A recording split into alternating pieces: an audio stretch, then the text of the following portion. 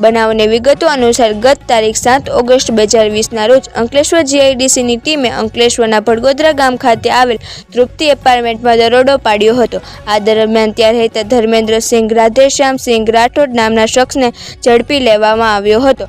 Police નામના શખ્સને ઝડપી લેવાયો હતો। પોલીસ તપાસમાં સામે આવ્યું હતું કે આરોપી ફતેહગઢ આર્મ્સ કલેક્ટર કાર્યાલયના પ્રભારી અધિકારીના બોગસ સિક્કા અને કારકુનની બોગસ સહીવાળું લાયસન્સ ધરાવતા હતો।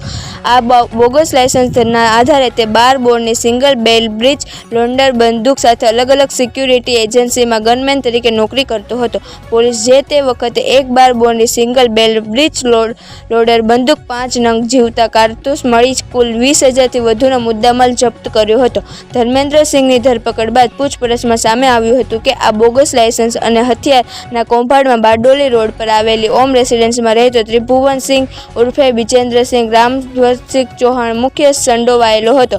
ઘટના બાદથી ત્રિભુવનસિંહ પોલીસને ચકમો આપીને ફરાર થઈ ગયો હતો, જેને પોલીસે વોન્ટેડ જાહેર કર્યો હતો। છેલ્લા 6 વર્ષથી નાસ્તા ફરતા આ આરોપીને આખરે જીઆઈડીસી પોલીસની ટીમે ચોક્કસ બાતમીના આધારે ઝડપી પાડી આગળની કાયદેસરની કાર્યવાહી હાથ ધરી છે।